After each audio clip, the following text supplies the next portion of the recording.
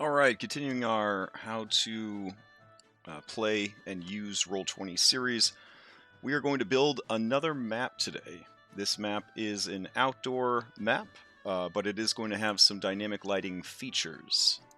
So, let's just jump right into it. First and foremost, we need to go to the top of our screen. You're going to see there is a blue ribbon with a white piece of paper. That's the page toolbar. We're going to click on it. It's going to do a flyout. We have 3 pages so far in our campaign. This is the area that they will encounter after the Boar Forest.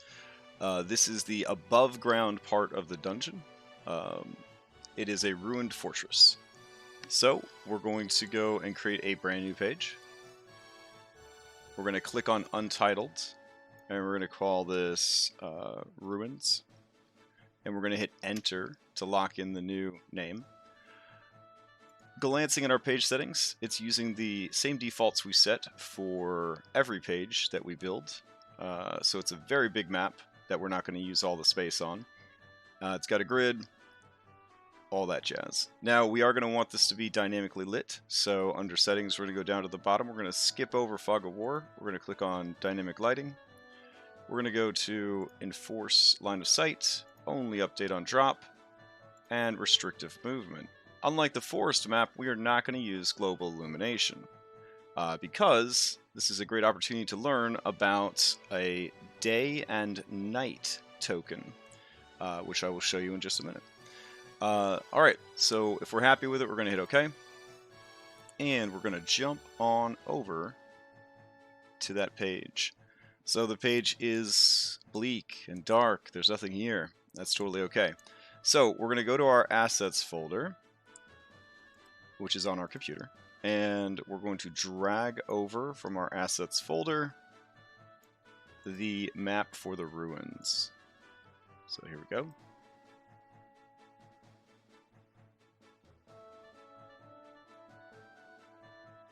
Alright, cool. So we need to scale this map up so, it's not so tiny. How I'm doing that is when I have it selected, you will see the little blue boxes that appear around it. I can grab those little boxes. My cursor turns into a two-way arrow, and I could drag them up and down a little bit. So let's see. We don't need this to be tremendously big, so maybe we'll put it like right there. And now we're going to move it back to the map layer.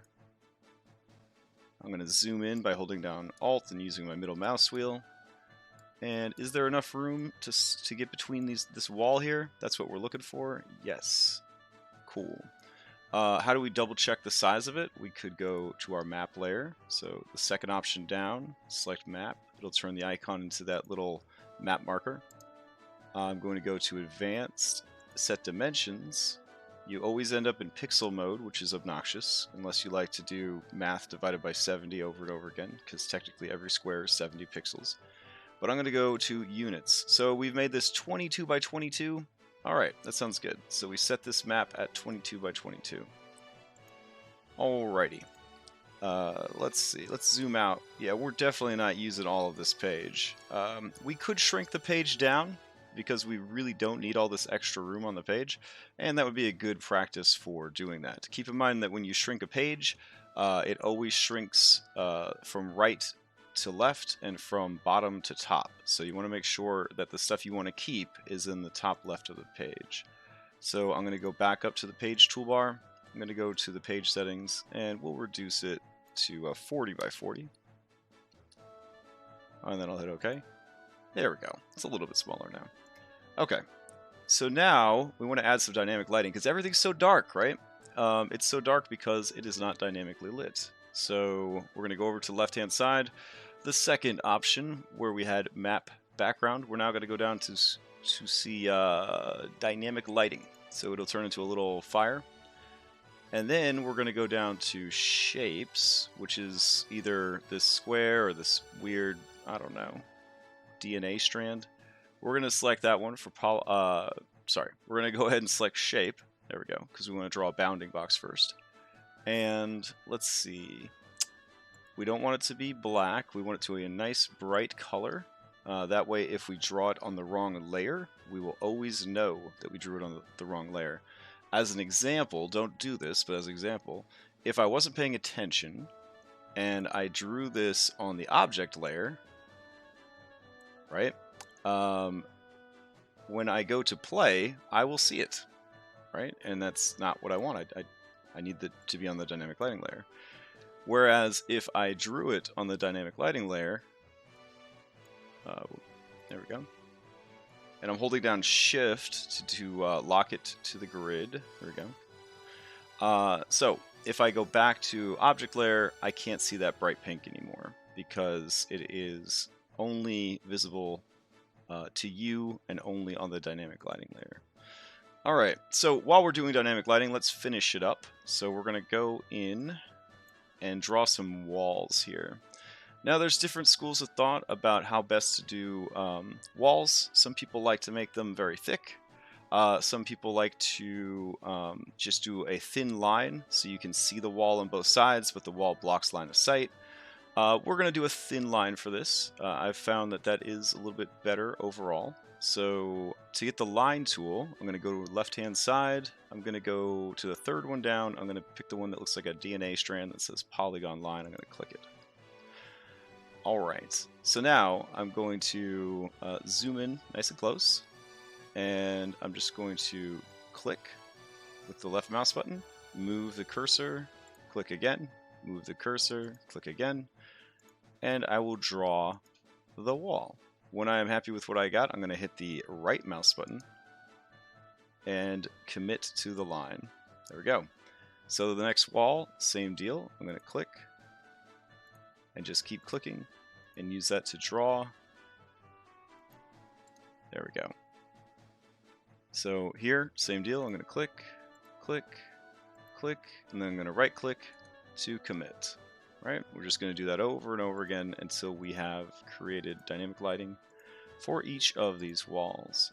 Now, you might have players who are playing a flying tiefling or an Aarakocra, a bird person, and they're going to say, well, can't I see over the wall because I can fly? Yeah, I will show you some techniques to handle that as well. Alright, that's all the dynamic lighting we need for this map. It's not much, but it will change dynamically how the encounter is going to play out. So, it's still really dark though. And if this is outside, why didn't we use dynamic lighting? That's because I thought it might be a good opportunity to show you how to do a daytime light and a nighttime light. So we're going to stay on the dynamic lighting layer, but I'm going to go up to the Move Select tool. Now, I need a sun and a moon. So I'm going to go over to my Art tab, the one that looks like two pictures stacked on top of each other. And I'm going to type in moon. And if you have your own moon that you would like to use, you know, definitely drag it in. We could scroll down here to the blue area, which is Roll20 checking the internet for you.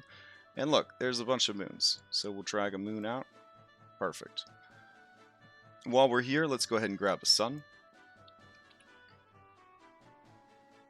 And we'll scroll on down. And see if we could find a sun in here. Let's see. It does not have to look like an actual sun. It just has to be something that we are basically plugging in for sun, because this is going to be stored on the dynamic lighting layer and will therefore be invisible. Alright, so we'll drag this guy over. There we go. Alright, so we are basically going to be creating giant light tokens. Light tokens that light up a huge area. So, going back in time to our earlier video, how do we do that? First, we have to make a template sheet for them. So, we're going to go over here and hit Add. And then we're going to add a character. We're going to name the character Sun. We're going to go back over here and drag over the sun art that we selected. And this is a light. There we go. So we're going to do lighting. we're going to do light source, and then it's also a template. There we go. And then I'm going to hit save. I'm going to go to the character sheet. I'm going to tell it you are an NPC. I don't have to change anything else. I'm done for now. And then I'm going to repeat the same thing to make the moon. So this is a good opportunity to show you how you could duplicate. So I could go to sun. I could right click, let's see. I could go to my journal tab, excuse me. And I could right click on sun. Oh, that's right. To duplicate it, I'm going to click on sun to open up its character sheet. I'm going to go to edit. And I'm going to scroll all the way to the middle here and choose duplicate. And then I'm going to save this one and close it because I don't want to accidentally edit my original. If I go back over to my journal, duplicates always get put at the very bottom of your asset list. So if I scroll all the way down, I can see there is copy of sun. I'm going to left click on it to open it up. And I'm going to edit it. I already have my tags on it, which it inherited from the original. I'm going to change the name to moon. I'm going to remove that. I'm going to go back over here to my art folder. I'm going to search for moon. And I'm going to add moon art. There we go. I'm going to hit save. And this time around, I don't have to do anything because the character sheet was already built because we copied one that already existed. Sweet. So now to do some general maintenance here, I'll move sun into my folder and moon into my templates folder. There we go. Now, to make the sun and the moon actually light up, back on our battle mat, we're going to double click on the sun token. You can see it's currently not assigned, but we are going to assign it to sun. And it doesn't need any hit points or any of that stuff. We're going to go to advanced, and we're going to say all players can see light because it's going to emit light. And we're going to say that this shines bright light in a 5,000 foot radius because it's the sun. And we're going to hit save. All right, cool. Let's go and alt double click the sun, bring up its character sheet. Then we're going to hit edit, use selected token, and now we have registered the sun with the sun character sheet. That means that we can now, when we need to, just drag the sun out and boom, have access to it. So now we have to do the same thing for the moon. So we're going to double click the moon miniature. We're going to assign it to moon. We don't need any stats for it. We're going to go to advanced. We're going to say all players can see light, that box right there. And then this will also make light in a 5,000 foot radius, but in the second column, we'll put a -5. Where have you seen that before? When you set up dark vision. By putting a -5, we're telling it that you make a bunch of light, but all that light is going to be dim. And then we're going to go ahead and save those changes. Now I'm going to hold down Alt, double click the token, and now that it's linked, it opens up the character sheet for moon. I'm going to edit and register the token. Alright, so what is happening here? So now, if I go to the map that is still unlit, I can determine if the players show up here during the day, it could be bright. If they show up here at night, it can be dim. So, for example, if it's bright, I could drag out a bunch of these suns, and that will light up the map. But it doesn't necessarily light up everything. There's still some shadows being cast inside of the tower, which is kind of a cool effect. So using tokens like this, you could have a map that is half inside and half outside, and you could leave the inside unlit, and you could use these sun or moon tokens to light the outside areas. Now, I could say, hey, the reason that it's shadowy in here is because there's still remnants of a roof, blah, blah, blah, blah, blah. But if I wanted to just make the whole thing lit, I could drop this in. Now, if that's the case, I could just give the whole map dynamic lighting everywhere and not worry about it. I could just go and check that in the page settings and say just give everything lighting, global lighting everywhere. But if it is a nighttime map, this is where it's more likely to be useful. Unfortunately, you can't set how dim or bright global illumination is. Global illumination is always maximum brightness. But if I drag over a moon, right, even if I use 5 moons to light the whole map is still only dimly lit. And that kind of simulates that it is nighttime, which is kind of a cool effect. So, yeah, it also allows the humans to actually see, but only see in dim light, which is kind of a cool feature. Alright, so that's how you would make a day and night thing to light a map.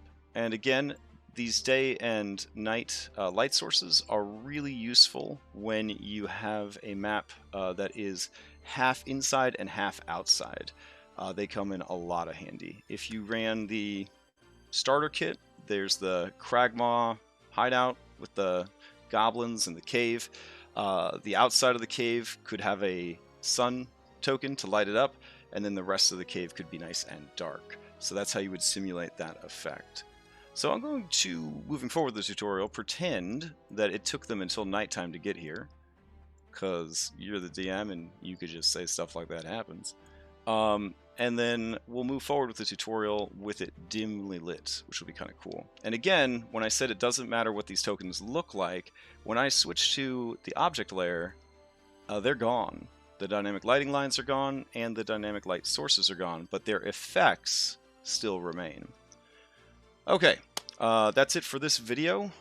In the next video, we are going to populate this map with a bit more content, and I will talk about ways to combine assets to enhance a map. Alright, see you in the next video.